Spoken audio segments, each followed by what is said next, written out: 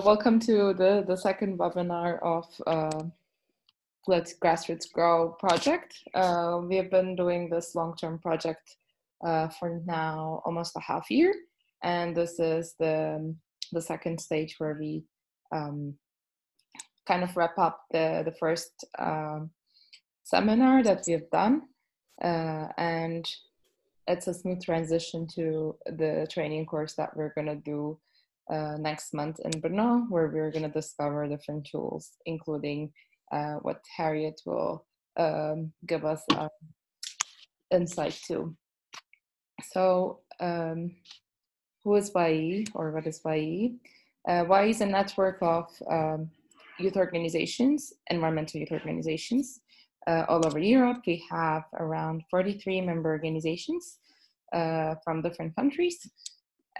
We try to bring together different environmental youth organizations in order to build our capacities for them to go and act in their locals on environmental issues. And this year, we are doing it on grassroots movements perspective and topic. So we are digging out everything about how to initiate grassroots movements, or where does the grassroots movements go after their time is coming to an end, or they achieve what they've done. So this is the whole scope of the project. So we have some practices that we use for the webinars. We have practice respect, where we are respectful for each other and be aware of language barriers, which means that not all of us is a native English speaker, so we might need to take a bit more time to understand each other and give space to express our opinion or each other's opinion. We have several signs, which are T, C, and L. T is a technical point when you're not able to see, hear, or you're having a technical issue. You can send me a message on the chat box as a private message, and you can use C for clarification or L for language. We will have a question and answer round, and when it comes, you can also put your name in order to take the word to the group chat box. So these are all the technical issues, and I'll pass the word to Rami. Thank you so much, Jansu. So we really like to make our webinars a bit more personal and we have a small group here, but we know that there will be more people joining us. They couldn't join us, but they're recording, so they will watch this later. But at least we have a nice small group of about 14 right now. I'd love to just start with a warm-up activity and just get to know each other a bit more, and also for, of course, Harriet to get to know who are all these people, as she was already excited to learn. So what I'd like to ask you to do is actually share, if you could share your name, your pronoun that you prefer, and maybe where you're from and what organization you're working with, or school, or how you are involved in this topic, whatever you think is most relevant. So name, pronoun, location, and connection, organization to the topics at hand. Feel free to write in the chat, or just, jump in. If you also, again, if you want to put your video on, we'd love to see you, but at least we'd love to hear your voice. Who is here? Who would like to go first?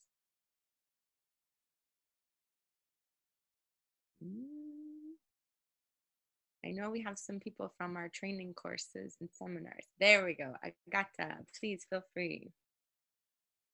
Hi everyone, my name is Agata. I'm from Poland, but I live in Spain now, and I'm part of the prep team for the training course. Ooh, great. Thank you so much. So Agata will be leading part of the training course. That's wonderful. Who's next? Hello, my name is Mai. I'm from Azerbaijan.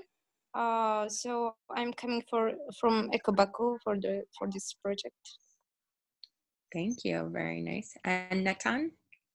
Hi everyone, I'm Nathan, I'm studying politics, and I'm currently in Brussels for an internship, and I'm mostly part of an organization called Young Climate Ambassadors in France. Thank you, Nathan. Sorry, I've been speaking with my Spanish and Portuguese colleagues today, so I called you Natan, but thank you very much, Nathan. No worries.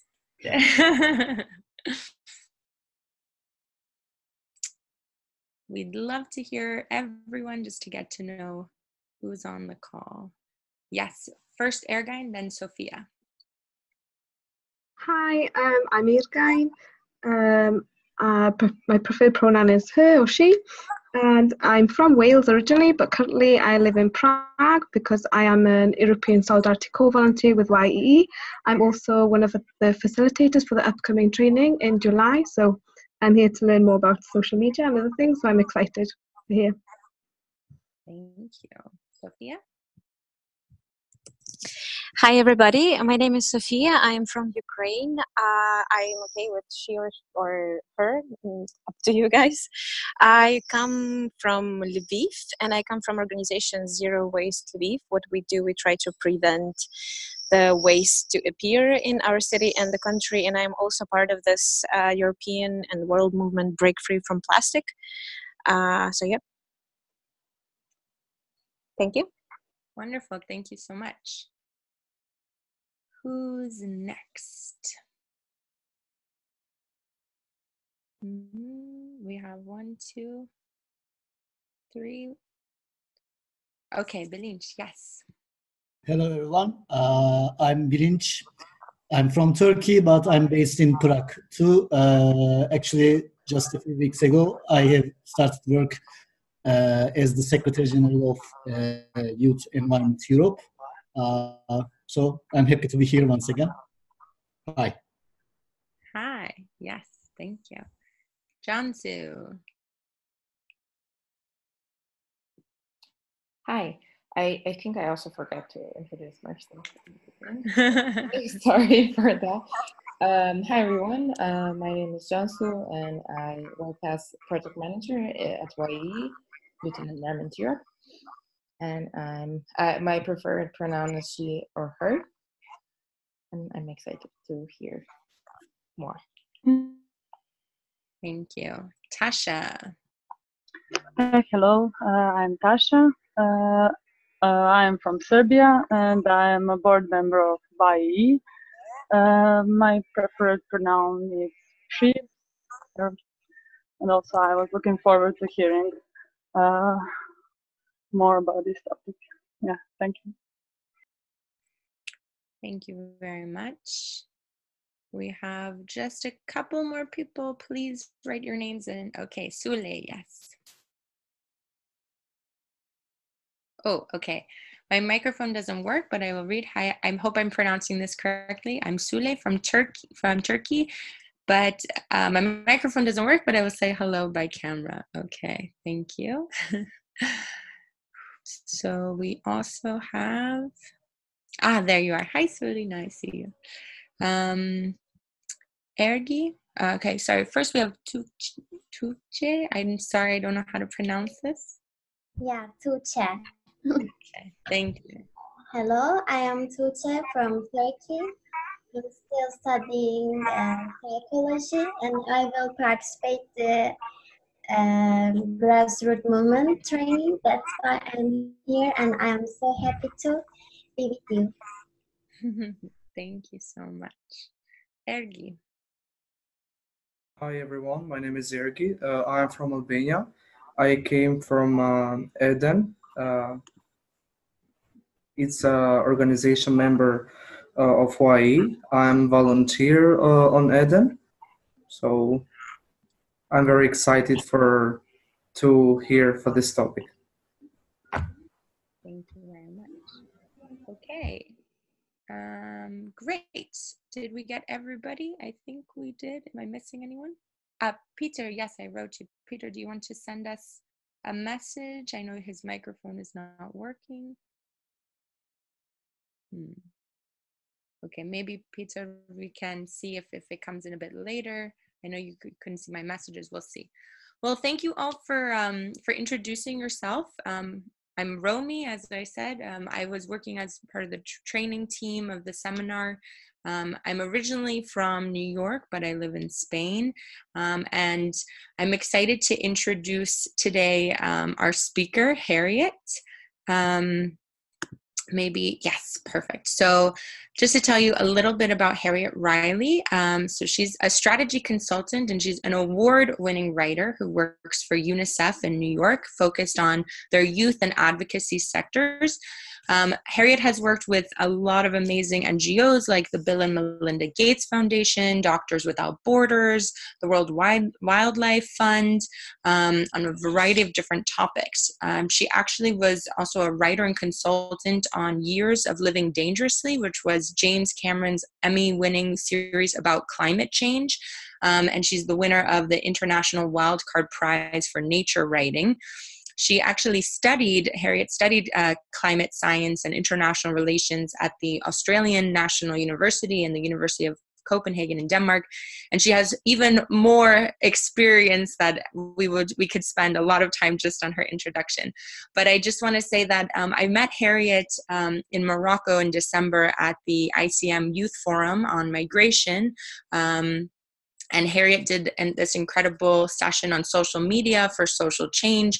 It was such a big hit. We had a lot of people, a lot of the youth there was 200 youth from all over the world that said, wow, it was so helpful and informative, and it was both informational but also practical. So we're so happy and honored to have Harriet here sharing her time with us. And so without further ado, Harriet, thank you, and feel free to share your screen and present away. We pass off the webinar to you.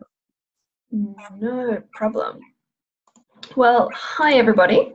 It's an absolute pleasure to be here and learn about all of you and where you're from and what you're working on. The webinar that I want to show you today is something that I've shown to a lot of different people over a long period of time. Before I worked for UNICEF, where I focus on youth engagement across a huge range of issues, from climate change to child marriage to vaccines to hunger. I worked for an organization called Purpose. And what Purpose specialized in was public mobilization. So we would help big organizations like UN agencies or like the Bill and Melinda Gates Foundation or like Oxfam or the ACLU all around the world understand how to do participation better. Now, when I say participation, what do I mean by that? I mean that if you want to create some kind of social change in the world, you kind of need people to be involved in it. You can't just kind of wait for governments to make the decisions, because if they're making the decisions on their own, they're not going to necessarily decide in the best interests of ordinary people. But not only that, if that government then changes, which they usually do every 3 or 4 years, the changes that they made sometimes go with them.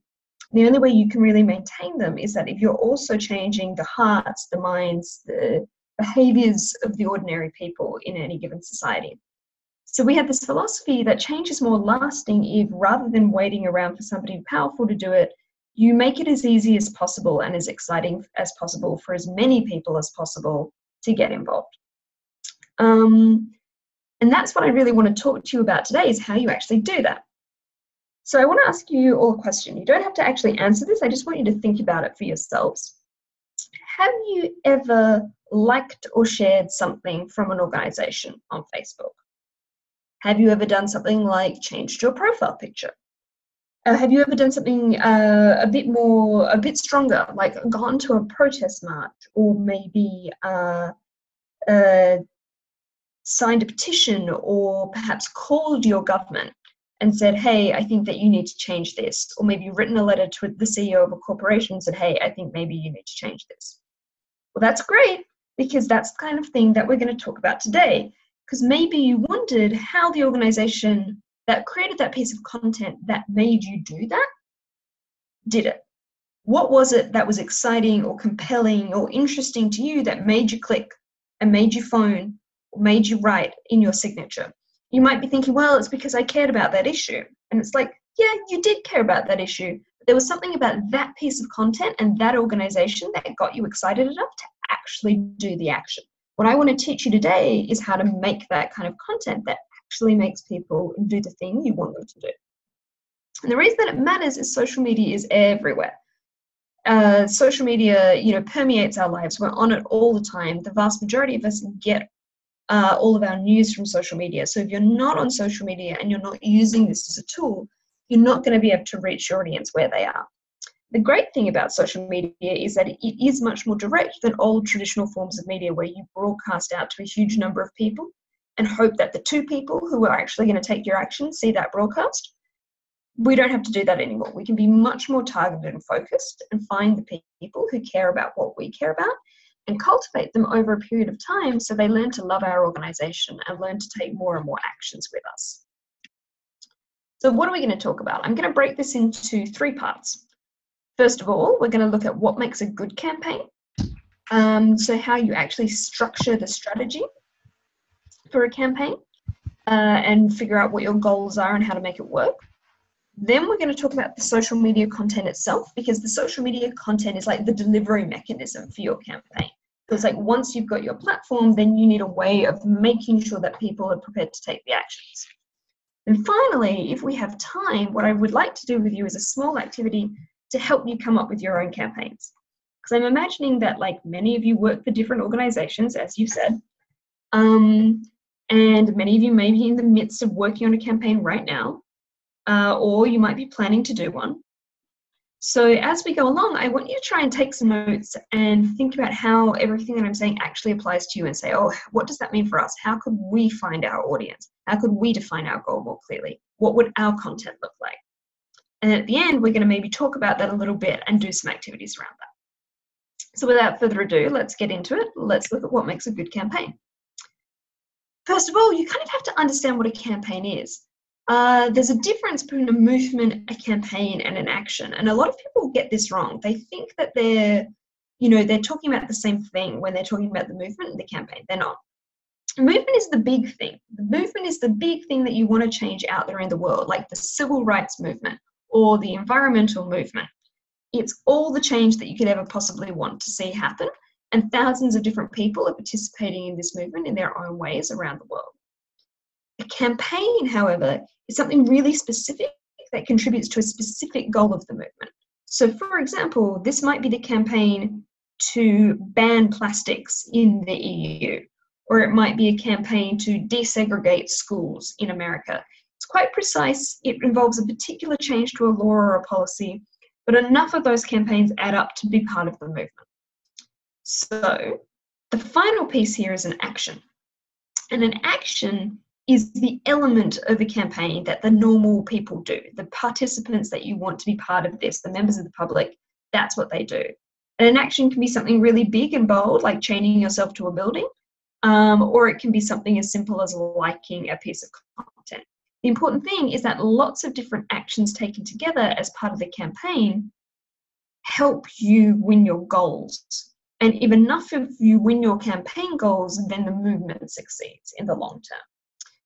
Now, it's really important to know these differences just because people are going to use all these words interchangeably, and you can really help your organization and help your team by breaking it out and saying, hang on, what are we talking about here?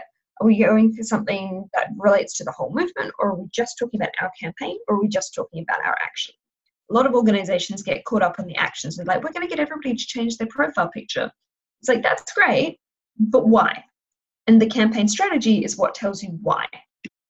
So let's talk about what kind of change you want to make.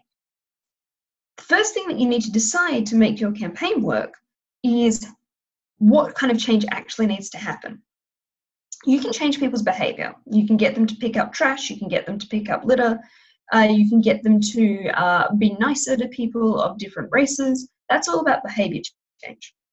You can change culture, which is basically changing perceptions or discourse around an issue. That was really important for LGBTQ plus rights, getting people to think differently about people who have a different sexuality to them. You can also change the idea that it's acceptable to pollute. This is a really important part of culture change. It's making it unacceptable for people to do things. You can change policy, and this is probably the single most important kind of change. This is where you actually get a law passed, or you stop a bad law from being passed, or you get a government to implement a new kind of program. And a lot of the campaigns that we run focus heavily on policy.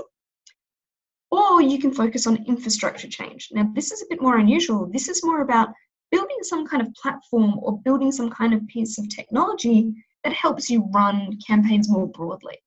So this could be like a crowdfunding platform like Kickstarter. Or this could be a piece of mobile technology that allows you to message thousands and thousands of people at once and tell them about an action, to take that action. A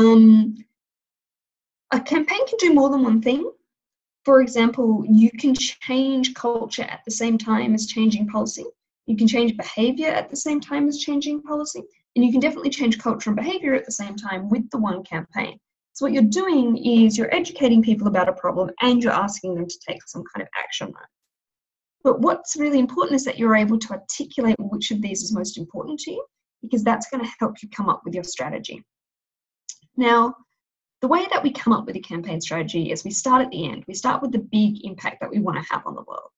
So this could be something like we end all climate change, or all women and men are equal to one another. And once we've kind of figured out that impact, we can figure out our individual goal.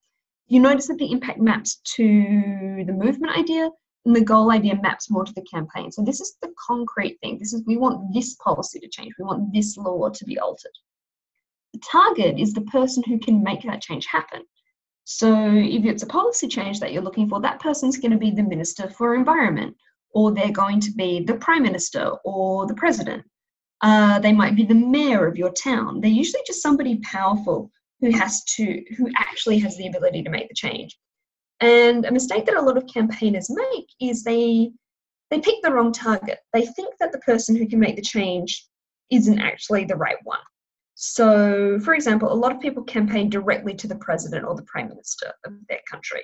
That's really hard because that person's really busy and has thousands and thousands of campaigns directed at them. You can be a bit more strategic and go, hang on, is that actually the person who can make the difference here? So that's a really important thing to think about.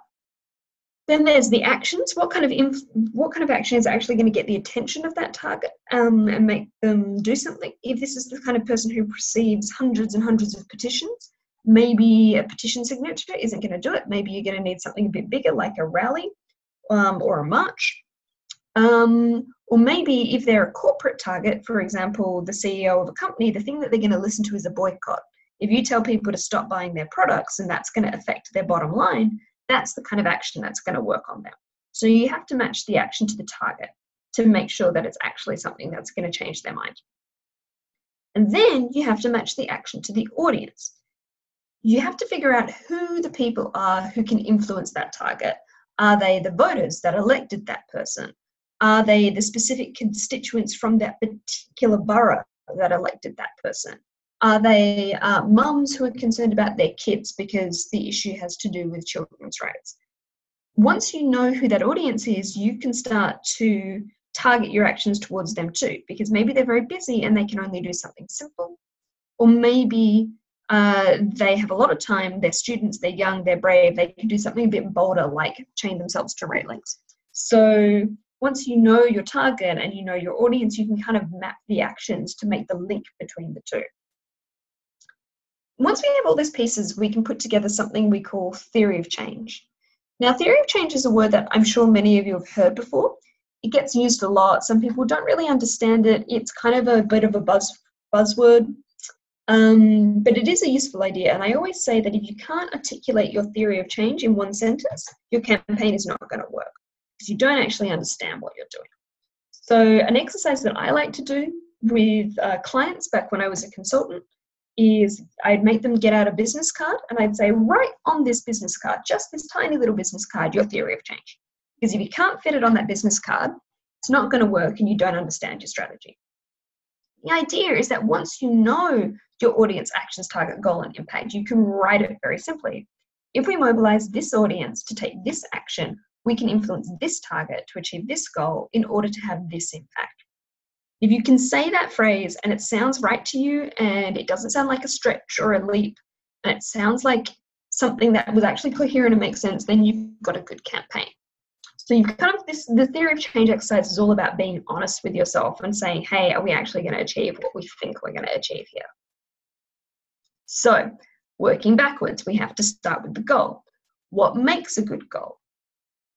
An example of a goal could be something like the City of Delhi opens up its budget data for public review. In a city that's very corrupt and suffers with a lot of dangerous politicians, and what you want to do is make that city less corrupt, being able to see that data and see how the city's budget is actually being spent is really, really important. So a really great anti-corruption campaign to run is, we want you to make that data public. It's a really clever goal. So once you've got that goal, you can then build the rest of your campaign around that. Another one might be something very time-bound and very specific. There's a particular public school in Kwale, which is a district in Kenya, and it's going to be demolished. Your campaign is to stop that from getting demolished. That is your goal, and if you can achieve that, then you've won your campaign. It could be something like a law gets passed in a particular state in Brazil which stops politicians who have been accused of corruption being elected to office. Now, all of these are real goals for real campaigns that I've been a part of. As you can see, they're quite short and they're quite simple, and they're very targeted to a particular place and time. You can easily figure out who your target's going to be once you know a goal like this. So the tips here are, it's linked to a specific opportunity. We know that there's an opportunity to actually get these laws passed or make this change. It's happening right now. There's a sense of urgency. The audience is going to be excited about it because they know that it's relevant and present. It's really specific and it's really realistic. Like, an unrealistic goal is, we want all world leaders to instantly stop climate change tomorrow by shutting down coal-fired power plants. You can't do it. They're not going to do it. Don't bother running that campaign because it's going to lose. You've got to make it something a bit more tight that you can have the actual power over. Like, we want to get this particular coal-fired power plant in our district shut down. It's also got to be specific. Like, we want global leaders to act on climate change is too vague. You need to kind of go tight. We say, we want this country who hasn't signed the Paris Agreement to actually sign the Paris Agreement. Again, that's something that there's a person you can target. It's the Prime Minister of that country. You can make them do that. And the other thing is, how does this support your long-term goal? There might be something that's specific, realistic, and timely, but it's not actually going to have the impact that you want it to have. So again, you have to be honest with yourself. Is this actually going to make the difference that we want to make to have a world that is ultimately free of climate change, or free of racism, or free of gender discrimination, whatever it happens to be? The tip that I give you about goals is that that if you can win early on, you're going to get more followers. So early wins equate to bigger wins later on. So it's sometimes a really smart idea to pick a really obvious, simple, easy to win campaign to be your first campaign. Because that way, people will notice that you won, they'll notice you got the victory, they like to win, they want to be part of your movement, and they'll trust you to go after bigger, harder campaign goals later, which aren't going to be so easy to win. Then you have to think about your target. So now that you've got your goal, you're going to go after this person who is a politician or a CEO or some other kind of leader, and you're going to figure out what it is that influences them. This image that I've got here is called a power map, where you basically think about everybody who could possibly influence that person you're going after. If it's somebody like an elected official, obviously their constituents, their voters, are the biggest influence on them. If there's somebody religious, then it might be their church, their rabbi, some other kind of important religious figure. For example, the Pope is a great person for influencing leaders in Catholic countries. The media, obviously, they really care about their media image. So if you can get the media on your side, then you've got a really good chance. And then fellow legislators. If this person is part of a political party and other members of that political party are acting or voting in a particular way, then that's another way to get them on side. Then we start to talk about our audience. The audience is the most kind of important component of all, because once you know what your goal is and who can make that happen, you then need your audience to go after them. So what I'm looking at here is the participation pyramid. Basically, this represents 100% of all the people who are in your movement. 1% are up at the very, very top, and we call those the evangelists. These are the people who are hardcore, super active, really care, really want to do all the hard stuff and be part of the movement. You don't need to convince them. You can give them really hard actions. Then you've got 9% who are the supporters who also really care, but maybe aren't going to take quite so many actions, but they understand the issue and they want to be involved. Then you've got the 90%, which we call the amplifiers. And this group are going to take the least number of actions, but they are the most important group because they are the biggest. These are the people who are out there who maybe haven't heard of your issue before, who maybe haven't taken any actions with anybody before, but maybe they're just starting to care and they're just starting to get interested and they're looking for a way into the movement. Your job is to make life as easy as possible for that 90%. Because once you've got them in, you can start turning them into the 9% and the 1%.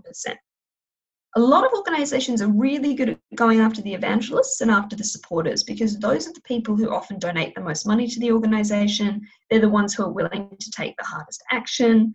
That's great. That's important. If you really want to grow your movement and win, you have to find ways of reaching people who aren't already completely committed like you are. One way to do that is to really think honestly about who that 90% is. And something that we do is create participant profiles. So this is where you basically make a little personality. You come up with a person and you can base this on a real person that you know, like an auntie or a cousin or the lady who lives next door to you, and think about, honestly, what would it take to get my mum or to get my sister to actually do the thing that I want them to do? So you've got to be really honest about it. That's why we do this, because you go into huge detail. You give them a name.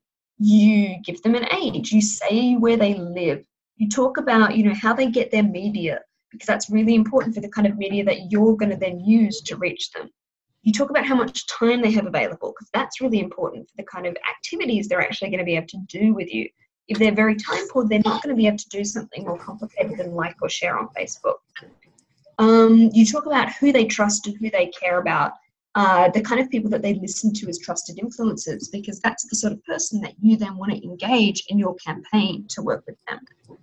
And once you have all that information, you put this picture up on your desk or up on the wall of the organization and you keep referring back to it, because it's very easy for us to come up with ideas that matter to us and that matter to the other people in our office. But if you actually want to make a change, you actually have to reach people who are different from you. And having a picture of the person who is different from you on the wall and saying, does this matter to Pamela? Is this realistically something that Pamela would do? That's really going to help you actually tailor your campaign. So now, what kind of actions can you then get Pamela to do? This is called the commitment curve. So what we know is that nobody wants to do a big action straight away, because that's too hard and that's a bit scary. You need to get them in with really basic stuff, like first they just watch a video, or first they just join the organization by filling out, a form, a sign-up form or something like that. We call those low barrier actions. Then you can get them to do kind of more medium barrier actions, which is maybe where they share content, they create the content themselves, or maybe they donate to the organization. And then we come to the high barrier actions, which are the things that only the 1% and the 9% actually do. And that's where they actually attend the meetings. They turn up at the protest marches. They, actually become members of your organization and want to join and do internships with you or get jobs with you. Now, why is this thing shown like, sometimes it's called a ladder of commitment. That's because you can actually move somebody up from doing something really basic like liking up to something like convening over a period of time. If a person takes one action with you, they're much more likely to take another action with you. You're basically training them to think of themselves as part of the movement and part of your organization. So if you can get them to do one really basic thing like a like or a share, you've got them 100% closer to then doing something bigger with you, like joining or creating.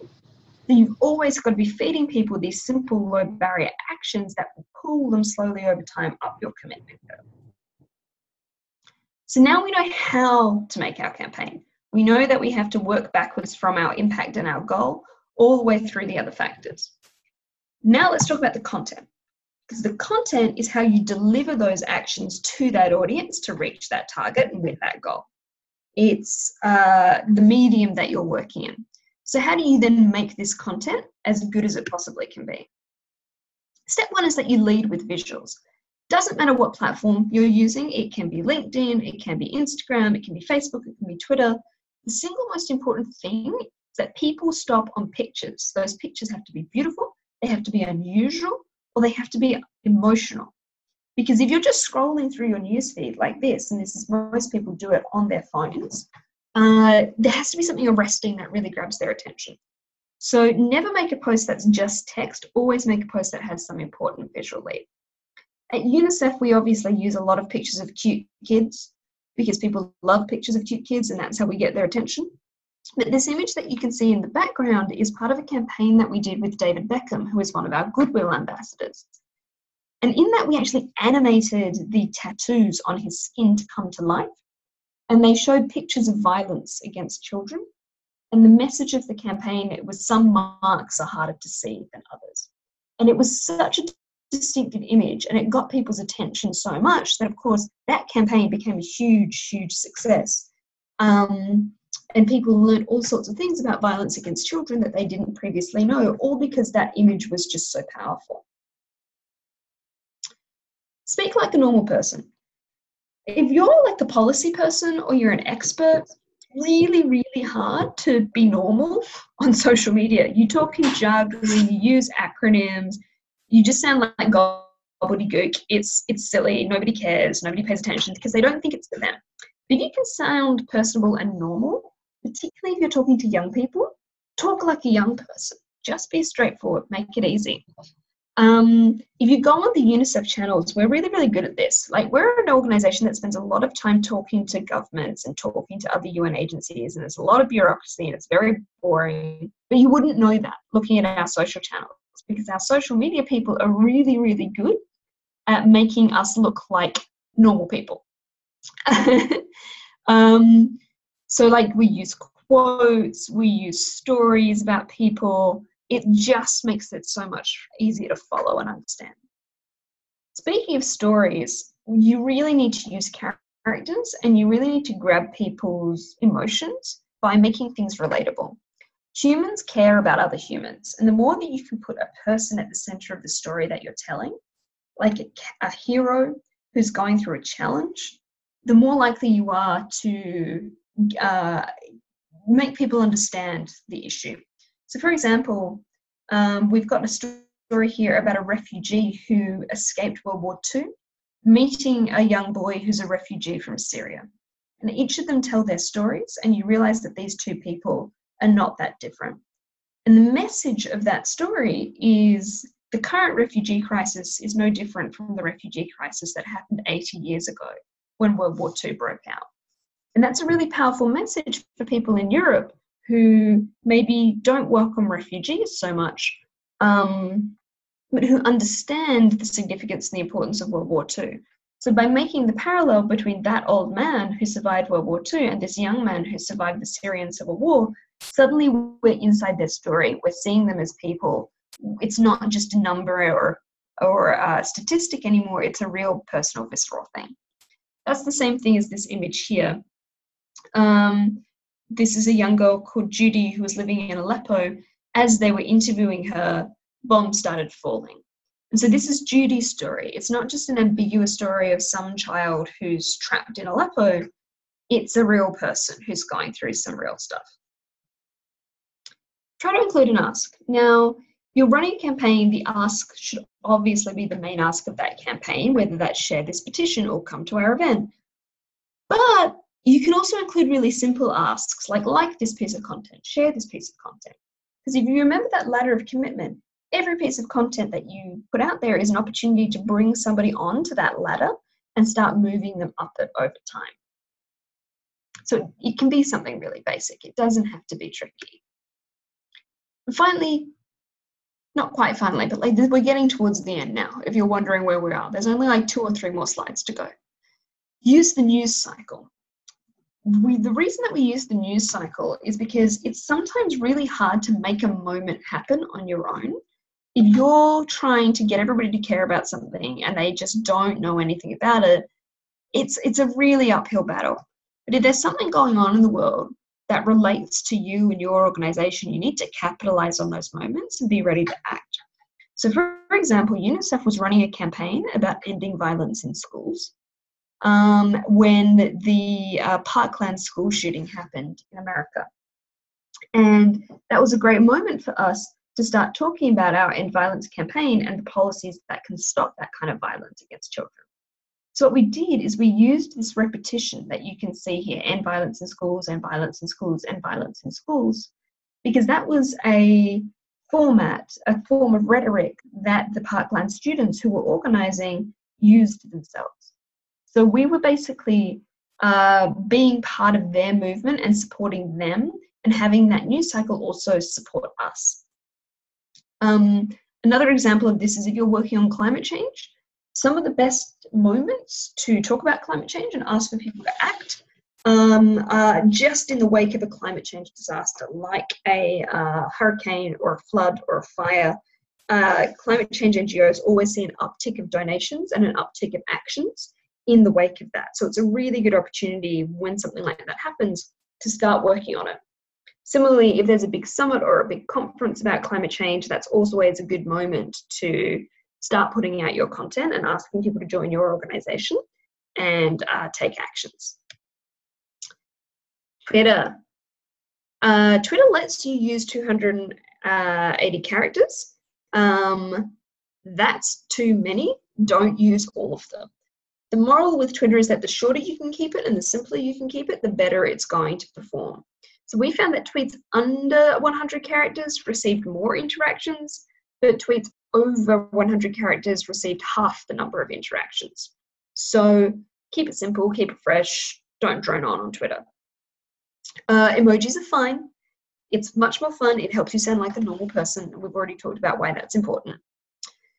Don't use too many hashtags. Something that we always see a lot of people doing is hashtag soup.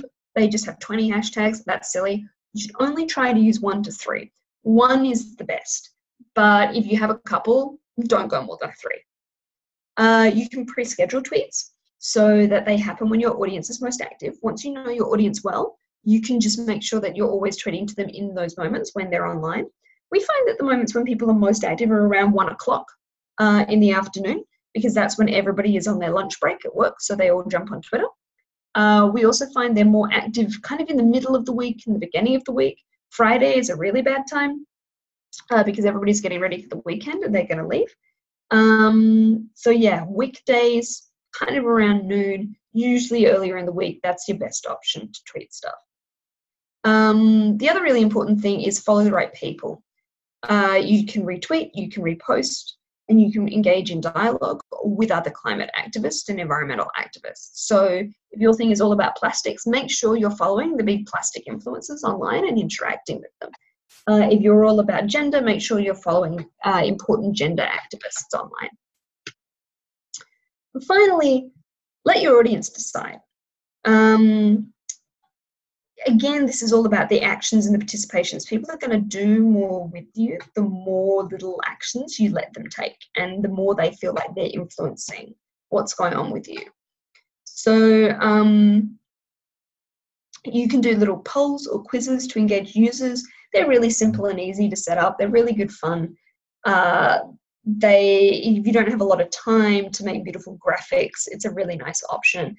And it's also a great way to solicit real and genuine feedback from your audience. If you say, hey guys, what do you think we should be doing next? Should we be focusing on this or focusing on this? You can run a poll and it can happen.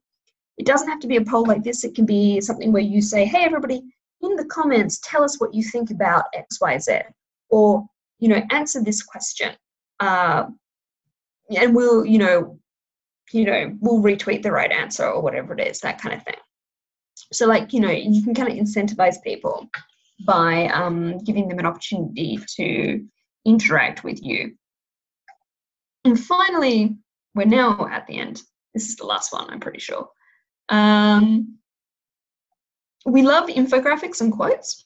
For some reason, the single most interactive thing that anybody ever puts on any social media platform in our experience is always pull quotes like this Malala one. If you just take an image of a person or just an image in general and put a quote over it, everybody shares it. Everybody retweets it. I don't know why. I think it's just because it's simple and it's easy. The second most retweeted and most engaged with thing that we find is infographics. People love big facts and figures. If it tells a story, that's great. So we really encourage you to do that stuff. And again, this goes back to what we were saying earlier about make sure that it's led by visuals. Don't make it all text. It's got to be text, put the text in the image and make it really short. Okay, so now we're going to pause for questions and we can have a little bit of a discussion. And then after that, maybe we can use our last 10 minutes together or 5 minutes together to do a little bit of an activity. How does that sound? Amazing. Wow, Harriet, so incredible. I just wanted to ask a quick question. You mentioned in the second to last slide that you recommend using only 1 to 3 hashtags instead of usually in my head I would think that the more hashtags, the more visibility, the more you see. Can you tell us a bit why the 1 to 3? Sure.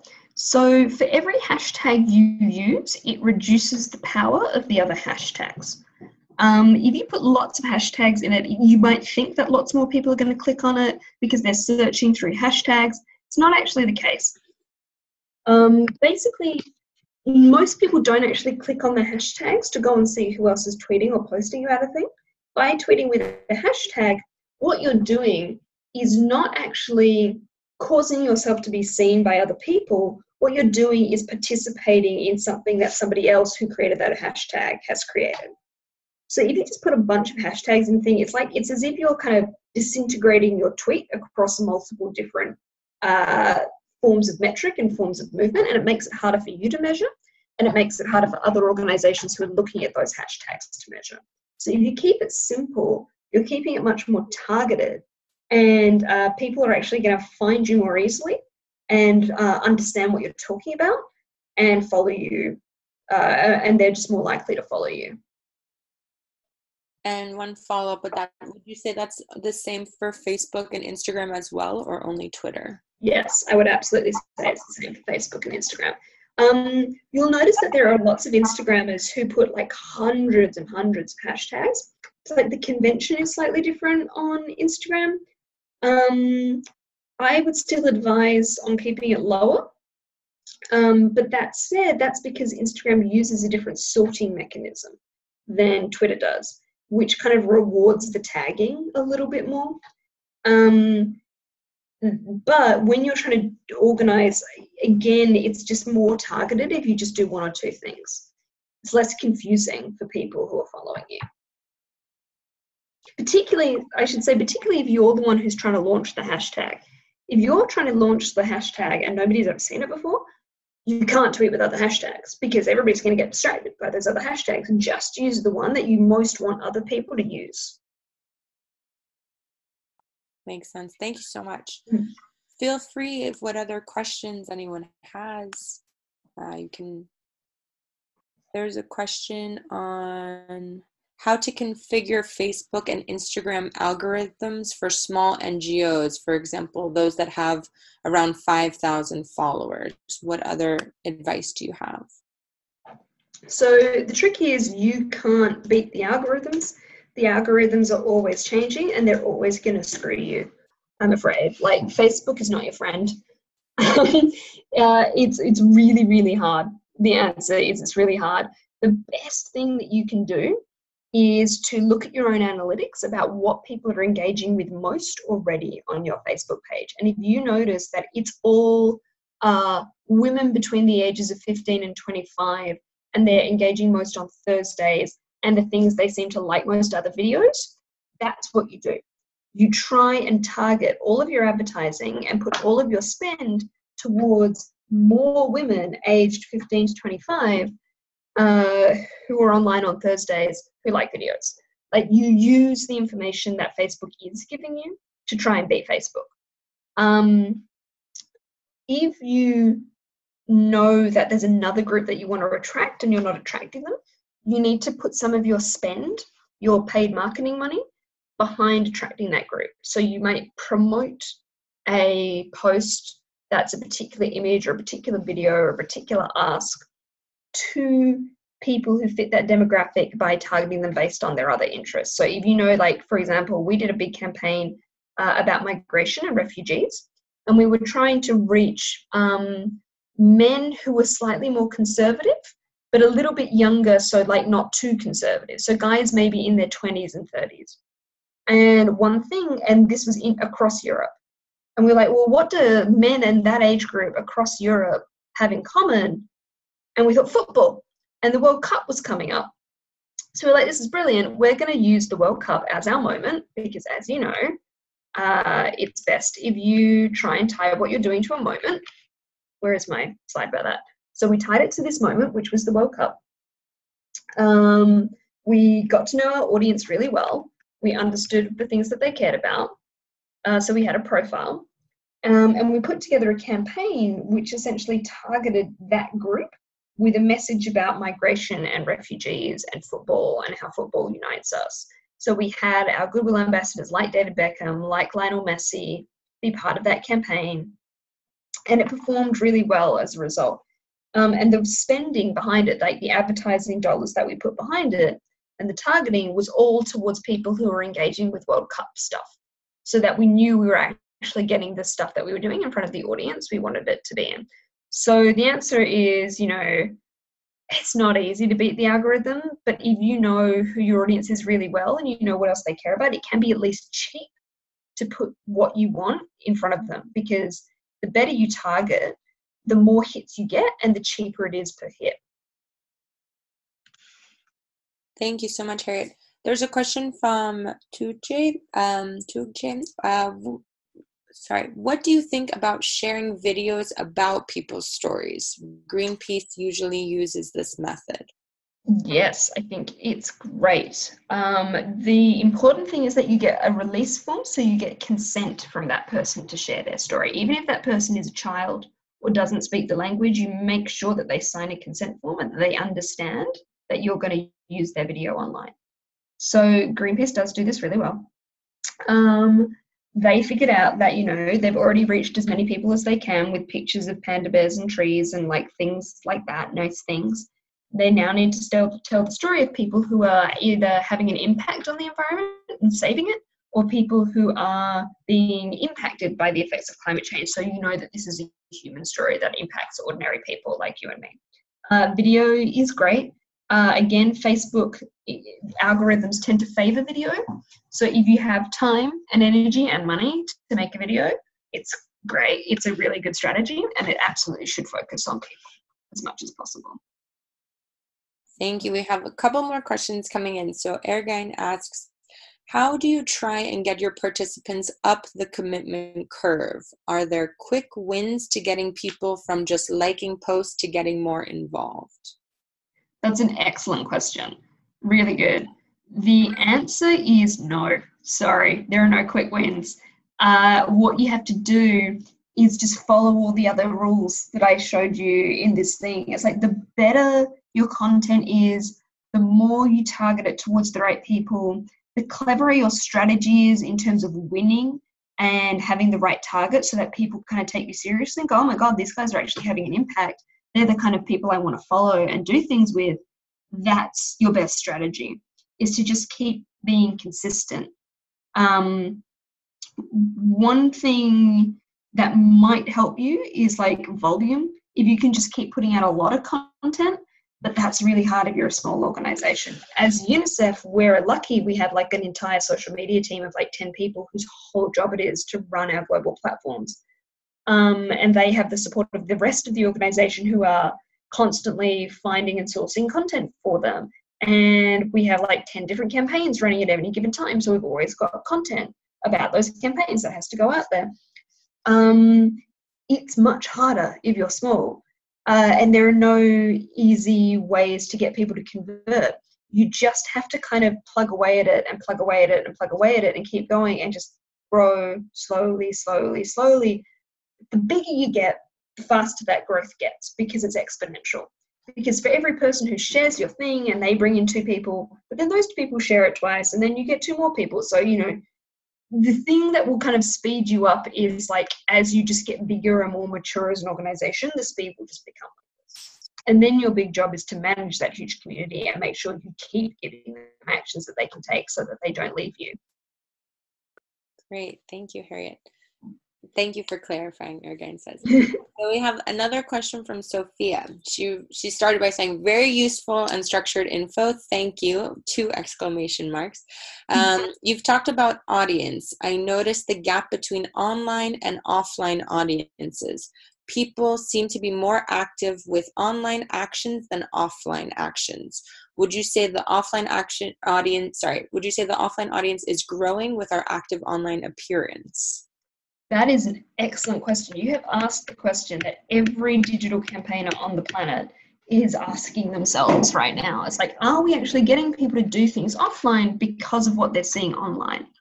I would actually say that the answer is yes. There's a lot of people out there who are like very cynical, and they're like, oh, all these people, they're just signing petitions online, they're just liking things on Facebook. It's not the same as getting out there in the streets. Well, guess what? You all saw the youth climate marches. They were all arranged digitally online. You saw the massive, massive climate marches back in 2014 and 2015. They were all arranged online. I don't think you would have got those numbers in the past because, in fact, we know you didn't. We know that you didn't. More people are definitely going out and campaigning and organising and participating in this kind of work because of the digital world. And, you know, you remember that often the people who do stuff offline, they're your 1%, they're your evangelists. Sometimes they're your supporters, your 9%. The digital world is largely for your amplifiers. But like I said, the amplifiers are really, really, really important because they are the people who end up becoming your evangelists and end up becoming your supporters. So if you're not giving people stuff that's simple and easy that they can do digitally, you're not going to then see them translate into offline action to being the people who also call their senator or turn up at the protest and that kind of thing.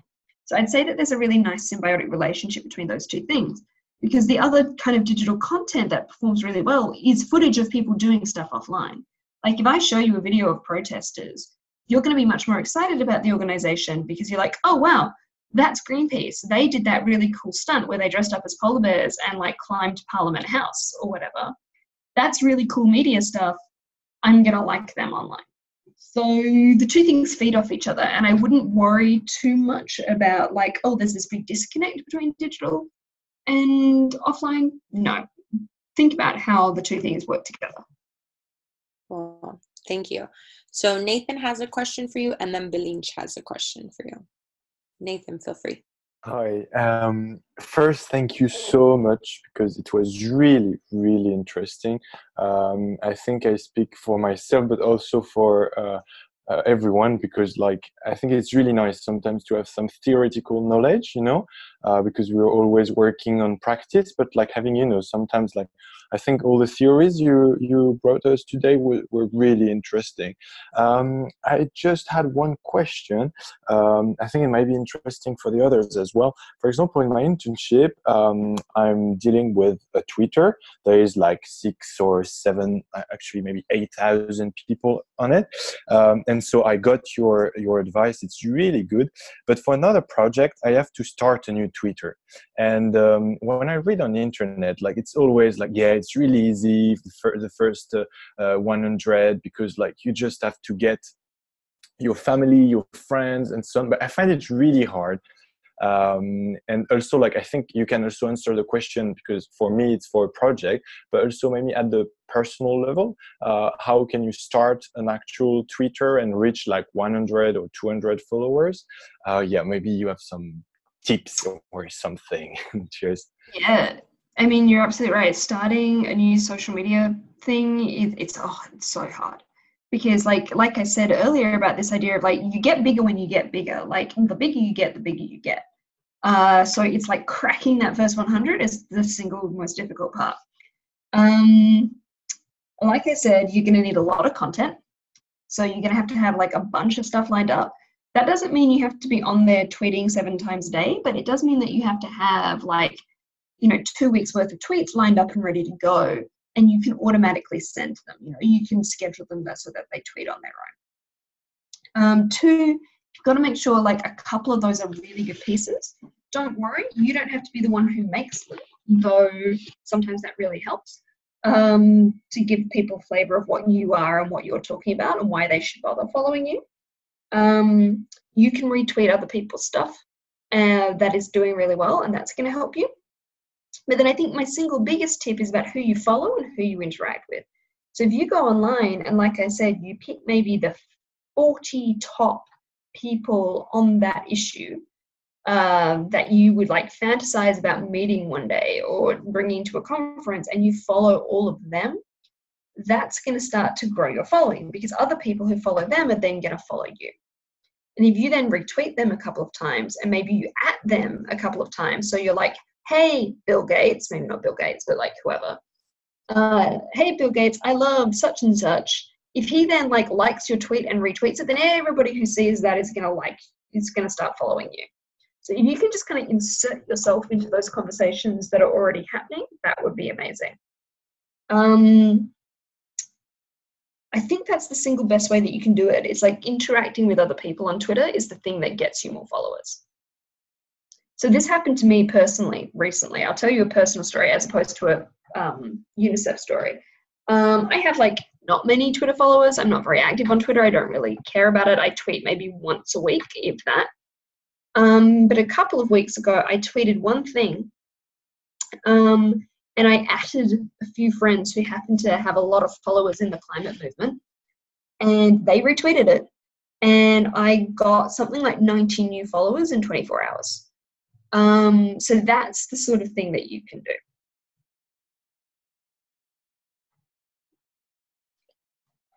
Great, thank you so much. And Belinch, next question for you. Hello again, Harriet, thank you. It was a great presentation. I have lots of notes for myself too. I will try to make my question not a rhetorical one, and I don't want to be provocative at the same time, but I am confused in something. When you were mentioning about the effect of the good images, like the cute children photos and so on, it made me think of an example like, by the way, my background is from Greenpeace too, so I'm kind of familiar with these strategies. So I kind of picture something like, let's say we are going to make a campaign about plastics, how to ban the plastics. On one hand, the companies which are using, producing those one-time usage plastics, they're also using the same tactics, the same images, the happy kid drinking a bottle of Coca-Cola or whatever. And on the other hand, the counterpart of it on the protesting side is usually like sensational pictures, like a whale choked in plastic. Here is my confusion. I feel like the both sides of the equilibrium uses the same techniques, the same similar strategies, similar marketing strategies, social media strategies, and all the algorithms of Facebook and Twitter and Instagram, whatever. And they also help to the stronger one, which is usually the companies. So what should we aim is just to be better than those companies, or should we imagine how to change this game? That's an excellent piece of thinking. So let's break it down into a couple of components there, because there's a lot of different things to tackle. The first thing is about the companies. Let's talk about like corporates like Facebook or like Coca-Cola, for example. They have more money than you, and that is why they win. At the end of the day, the reason these corporates are able to do what they do is because they put buckets and buckets and buckets of advertising money behind stuff. That means that their content looks very beautiful, and it also means that more people see it because they just pay Facebook to put it in front of people. So that's thing number one. You can't beat them on money because they're always going to be richer. The only thing you can beat them on is the quality of the content. And what that means is you kind of have to decide what sort of narrative you want to tell with that content. So on the one hand, you make the content good by making it all these other things. You tell the story, right? You make it feel authentic. You show these people having their real lives. You make it feel kind of more important and more serious than things that people are otherwise engaging with. You make it interactive, like by including the ask, and people are more likely to do something with you that way. Whereas, a Coca-Cola ad is just a Coca-Cola ad. This gives you a chance to be part of something if you're giving them an ask. And it's also part of the news cycle. The thing to remember is that people will see something on the news, it will upset them and it'll make them angry and they won't know what to do, and they'll go online. And if you are posting at that moment, your piece of content is the first thing that they will see. And then they'll take the action with you because they're looking for something to do in the wake of a crisis or an emergency. So let's talk about that. Does it work better to do something sweet and cute and cuddly and adorable with kids? Or does it work better to do something shocking and horrifying and upsetting?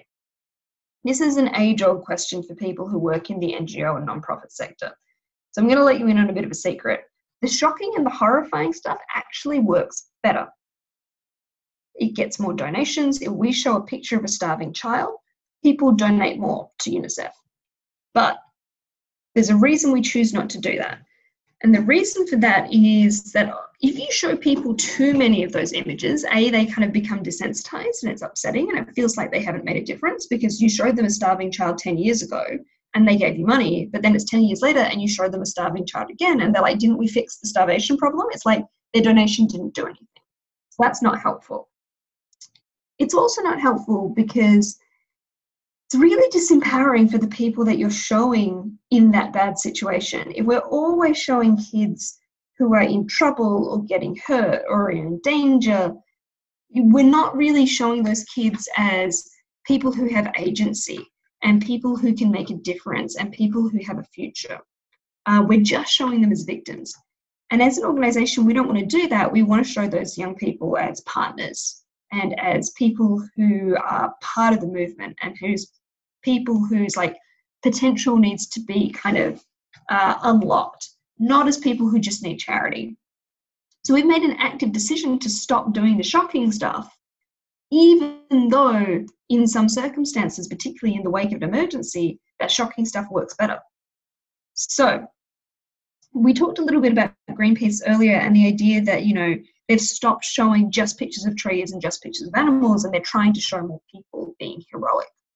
I think that's really, really smart because one of the things that we know about climate change is that the more you can kind of put a human face on it and make it feel like something that's happening to people and not just something that's happening to animals on the planet, the more likely people are to act on it because they can actually understand that in a more tangible way because humans like other humans and they want to see other humans doing things. So we find it much more empowering and much more ethical to show usually the happy, upbeat images that put a real person at the center of a story, rather than the shocking stuff that over time desensitizes people and maybe makes them feel like the cause is hopeless. Now, where is the exception to that rule? The exception is when something really is urgent and really is dangerous and really needs you to take action. So, for example, it's better to maybe do something that shows a bit of drama and danger in the wake of a disaster like a hurricane, because that's realistic.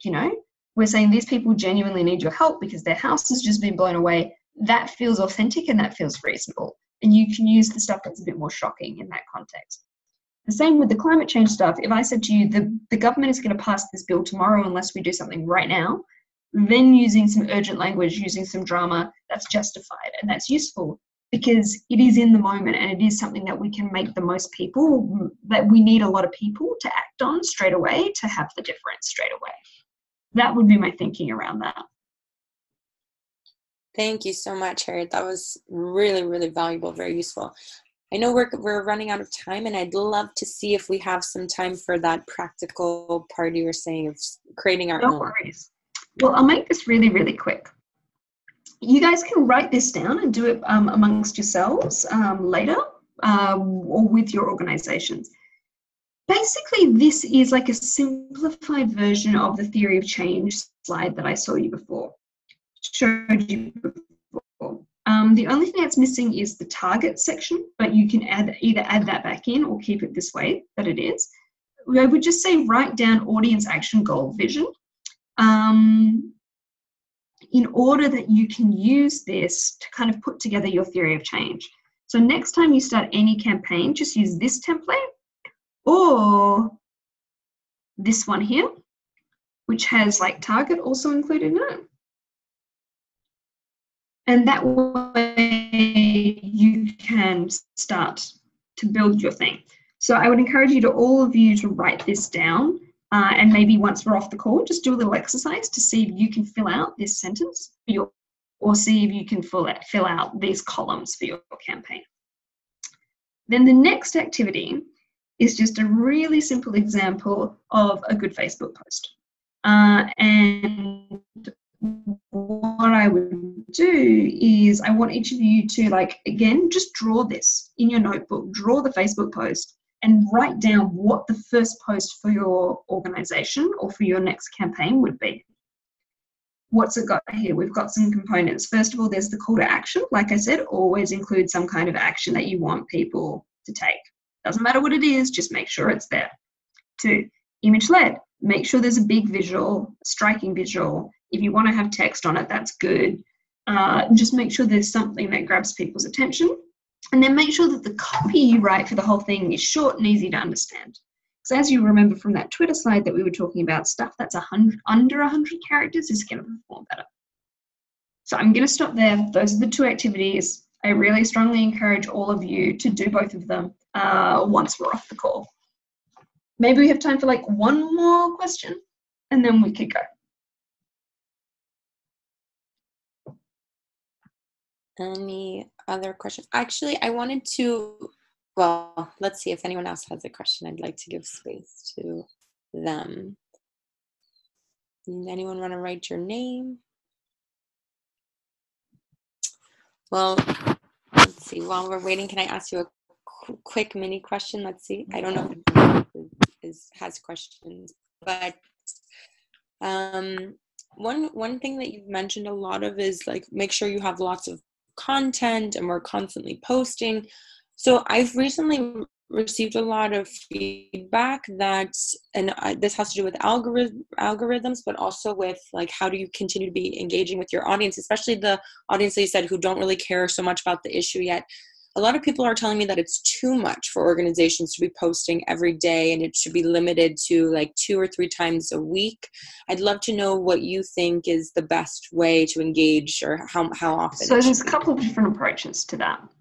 If you're a big organization like us, like UNICEF, your audience is global. They're everywhere in the world, which means that because you're running on a 24-hour schedule, you need to be posting over that 24-hour schedule.